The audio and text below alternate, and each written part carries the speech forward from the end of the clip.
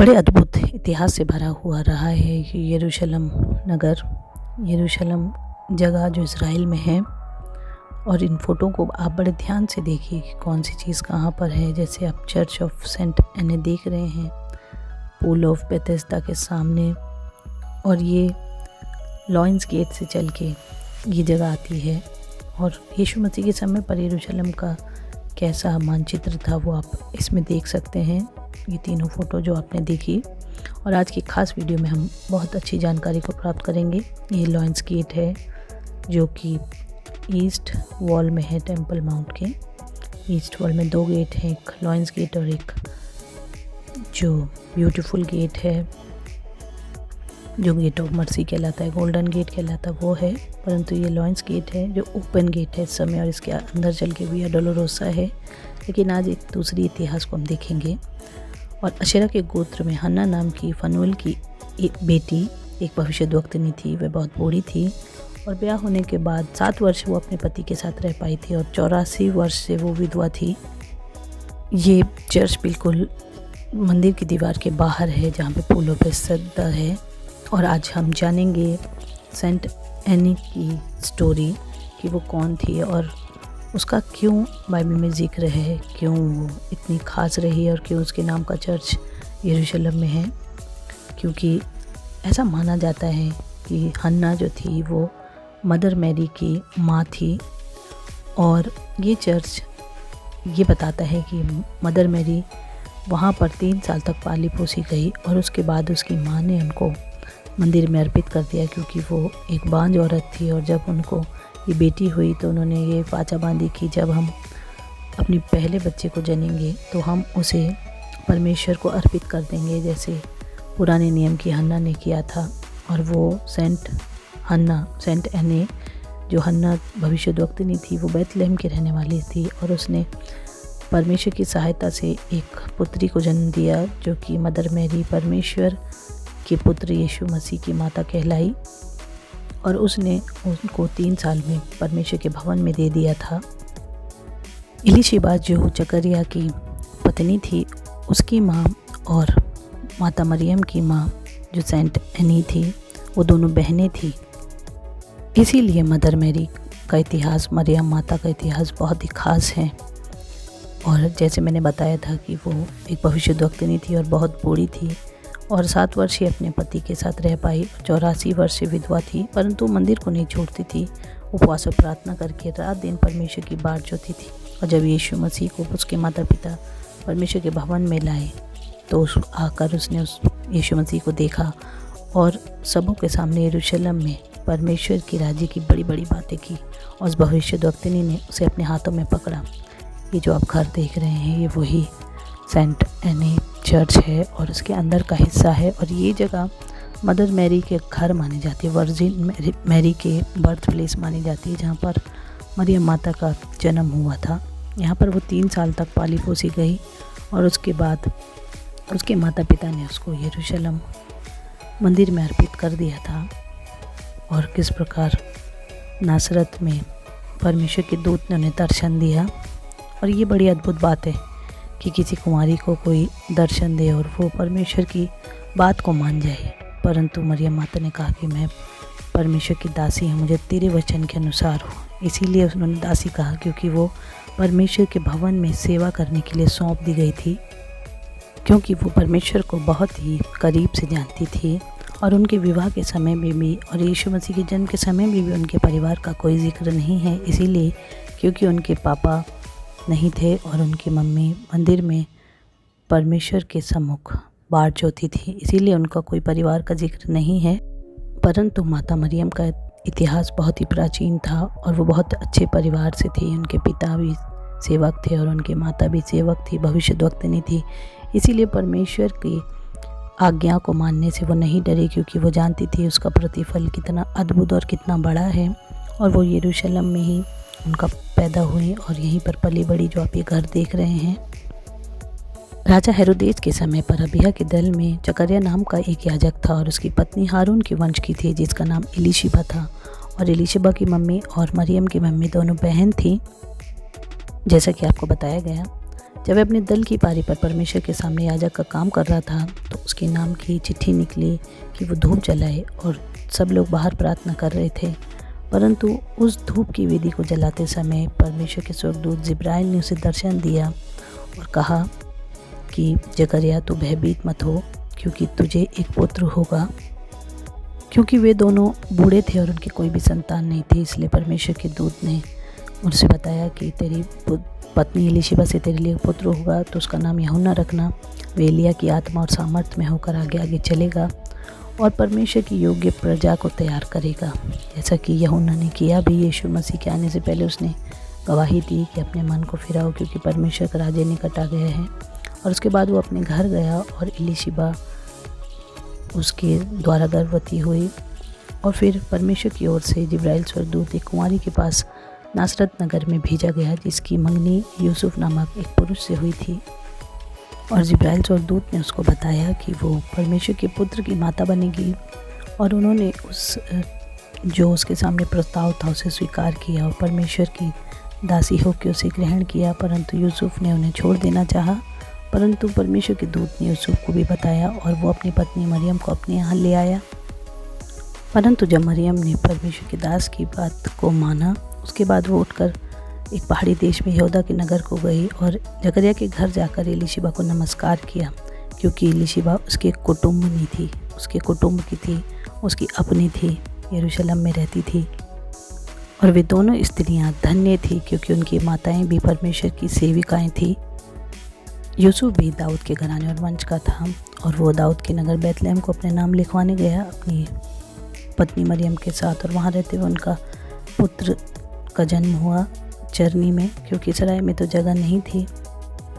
और जब मूसा की व्यवस्था के अनुसार उसके शुद्ध होने के दिन पूरे हुए तो वे यरूशलेम में ले गए यीशु मसीह को कि उसे प्रभु के सामने लाए, और जो वाचा उस समय बांधी जाती थी वो पूरी हो। ये यरूशलेम नगर है और यहीं पर यीशु मसीह को वो लेकर आए।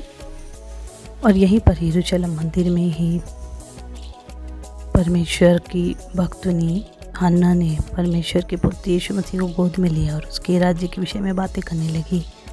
और जब उसने 3 साल में अपनी बेटी मरियम को परमेश्वर के भवन में दे दिया था, तो उसने फिर अपनी बेटी को कभी दोबारा नहीं देखा, और वो बहुत ही बूढ़ी थी। और यीशु मसीह की माता के द्वारा जो भी यहाँ पर किया गया कार्यक्रम, उसके बाद वो लोग फिर नासरत में जाके बसे, क्योंकि हन्ना और उसके पति नासरत के रहने वाले थे। और वहाँ पर वो बस के यीशु मसीह का पालन पोषण होता रहा। और उसके बाद फिर वो यरूशलेम आए, और उसके आगे की सारी कहानियाँ हम जानते हैं। लेकिन ये जो आप दृश्य देख रहे हैं, ये दाऊद के किले से, जो बाद में हेरोदेस का किला भी कहलाया है। यहाँ पर बहुत कुछ था। यहाँ पर हेरोदेस का घर था, प्रेटोरियम था, और यहाँ पर वो निवास करता था। जब भी वो यरूशलेम में रहता था तो वो इसी जगह पर था। और यीशु मसीह भी जब हेरोदेस के सामने पहुँचाए गए तो वो इसी जगह पर लाए गए। और यहीं पर दाऊद का किला भी, जहाँ से आप इस दृश्य को देख रहे हैं, वो दाऊद का किला, हेरोद का किला, जो कि वेस्टर्न हिल में मौजूद है। ये है सिटी ऑफ डेविड। और ये टेम्पल माउंट की नॉर्थ वॉल पर पिलातुस के किले के कुछ अंश, जिसे एंटोनिया फोर्ट्रेस भी कहते थे, जहाँ पर पिलातुस निवास करता था।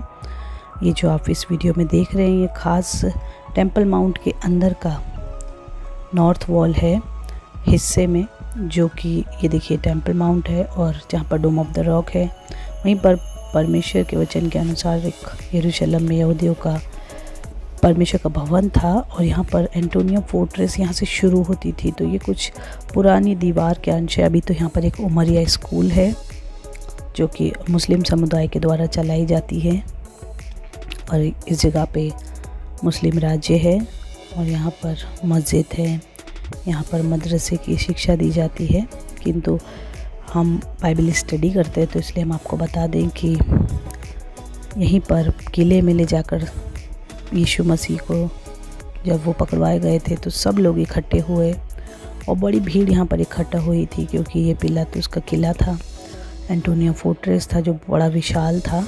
और जैसे मैंने बताया, बिल्कुल परमेश्वर का भवन यहाँ से बिल्कुल नज़दीक था, जैसे आप देख सकते हैं। और ये बाहर से, जो हमने अंदर से देखा था, उसके बाहर से एंटोनिया फोर्ट्रेस, यहाँ पर अभी एक स्कूल चलता है, लेकिन ये उसकी टेम्पल माउंट जो हमने अंदर से वॉल देखी थी, उसके बाहर से ही दृश्य परमेश्वर का भवन बिल्कुल यहीं पर ही था, जो इस खिड़की को खोलने से दिखता था। यहीं पर पिलातुस का विशाल भवन था, एंटोनिया फोर्ट्रेस थी। उसके बाद वहीं पर गद्दी पर बैठा उसकी पत्नी ने कहला भेजा कि धर्मी के मामले में हाथ ना डालना, क्योंकि आज मैंने स्वप्न में उसके कारण बहुत दुख उठाया है। इसका मतलब यीशु मसीह के कारण यहीं पर न्यायासन लगा होगा, बरअब्बा और यीशु मसीह को यहीं पर लाया गया होगा।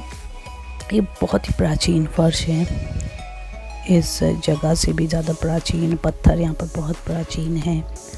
ये पत्थर और डोम ऑफ द रॉक के बिल्कुल किनारे की एक पत्थर हैं जो कि बहुत प्राचीन हैं, प्राचीन इतिहास है इनका, हज़ारों साल पुराने यहाँ के पत्थर हैं। और यहाँ पर पास में एक चर्च भी है, बहुत से चर्च हैं यरूशलेम में, बहुत ही विशाल इतिहास को अपने सीने में दबाए है यरूशलेम। लेकिन ये पत्थर जैसे मैंने आपको बताया अति प्राचीन और बिल्कुल इसी पैटर्न के पत्थर, डोम ऑफ द रॉक के चारों तरफ एक वॉल, अभी भी एक लाइन वहाँ पर बची हुई है। और यहाँ पर ही एंटोनिया फोर्ट्रेस हुआ करता था यीशु मसीह के समय पर, और बिल्कुल वही पत्थर हैं ये जो आपने देखे। और एंटोनिया फोर्ट्रेस के बाहर से विया डोलोरोसा, जहाँ से यीशु मसीह को सूली पर चढ़ाने के लिए ले जाया गया, ये अति प्राचीन फ़ोटो मैंने यहाँ पे लगाई है। अभी तो काफ़ी नए तरीके से बना है, जैसे पुरानी वीडियोस में आपने देखा, किंतु उस समय पर अति प्राचीन तरीके से कुछ इस तरीके से था। और यहाँ पर ये विया डोलोरोसा का दूसरा स्टेशन जो गबत्ता था, ये पिलातुस के भवन का ही एक हिस्सा था, उसके किले का एक हिस्सा था, काफ़ी बड़ी जगह थी। यहाँ पर यीशु मसीह को लाया गया, उनको क्रूस पकड़ाई, किरमिजी भागा पहनाया, कोड़े मारे गए। और जैसे मैंने कैलवरी आपको बताया था, चर्च ऑफ होली सेपरेकर, जहाँ पर एक छोटी सी चट्टान थी, और खोपड़ी का स्थान उसे इसीलिए कहते थे क्योंकि वो एक छोटी चट्टान थी, ज़्यादा बड़ी चट्टान नहीं थी, क्योंकि सब्त का दिन लगने वाला था और इतने ऊंचे पे उनको चढ़ा के ले जाना उनके लिए टाइम का नहीं था इतना। और लिखा है यूहन्ना में, और यदि मैं ऊंचे पर चढ़ाया जाऊंगा तो सबको अपने पास खींचूंगा। और यीशु मसीह वाकई ऊंचे पर चढ़ाए गए। और जो पुराने, जैसे मैंने बताया था गोलगता, वहाँ पर इतना लोग कहते हैं कि उनको नीचे चढ़ाया था, नहीं नीचे नहीं चढ़ाया था, एक छोटी सी चट्टान थी, उसको खोपड़ी का स्थान कहते थे। और रियलिटी ये थी कि उसके नीचे ही आदम को दफनाया गया था। ये वो चट्टान है जो तड़क गई थी, और वाकई में ऊपर से नीचे तक ये चट्टान तड़की है, और ज़्यादा बड़ी चट्टान भी नहीं है, छोटी चट्टान है। परंतु यीशु मसीह ने कहा था कि मैं ऊंचे पर चढ़ाया जाऊंगा। यहीं पर उन्हें क्रूस दी गई थी इसी पत्थर पर, और बाकी का पोर्शन बिल्कुल इसके नीचे है। बहुत विशाल ये चर्च बनाया गया है, चर्च ऑफ होली सेपरेकर। और वाकई में जैसे यीशु मसीह ने बताया था कि सबको अपने पास खींचूंगा, आज इस जगह पर बहुत से लोग, बहुत से देशों के लोग खींचे चले जाते हैं यीशु मसीह के उस पावन बलिदान को देखने के लिए। ये यीशु मसीह की कब्र है, और वाकई में यीशु मसीह ने बहुत से लोगों को अपने पास खींचा है, जैसे कि उसने बताया था, उसने अपनी भविष्यवाणी की थी। और बिल्कुल उसके नीचे की जो चट्टान, जो तड़की हुई चट्टान है, इसी पर माना जाता है कि आदम के सर को दफनाया था, और यीशु मसीह का पवित्र लहू इस चटकी चट्टान से आदम के सिर पर पड़ा था और उसका श्राप टूटा था। और वाकई में ये चट्टान चर्च ऑफ होली सेपरेकर में अभी तक संरक्षित है। तो हमारा विश्वास बड़ा होना चाहिए अपने यीशु मसीह पर, क्योंकि उसका बलिदान सत्य है। उसने आपके लिए, मेरे लिए प्राणों को दिया है, और वो आपको और मुझको अपने पास खींचता है। मेरे प्रियो, उसके प्रेम में बढ़ जाएं, उसके लिए अपने आप को दे दें कि वो चट्टान है, पावन चट्टान है। यीशु मसीह की तारीफ़ करें, उसके बलिदान के लिए उसका धन्यवाद करें। और लिखा है कि चट्टानें तड़क गई, तो हम अपनी आंखों से देखते हैं ये चटकी हुई चट्टान को, और ये बहुत ही अच्छे तरीके से संरक्षित है। यीशु मसीह का पवित्र लहू आपको, मुझे आज़ाद करता है। आशा करती हूँ वीडियो आपको अच्छी लगी हो। चैनल को सब्सक्राइब कीजिए। परमेश्वर आपके साथ रहे। यीशु मसीह की जय हो। Praise the Lord.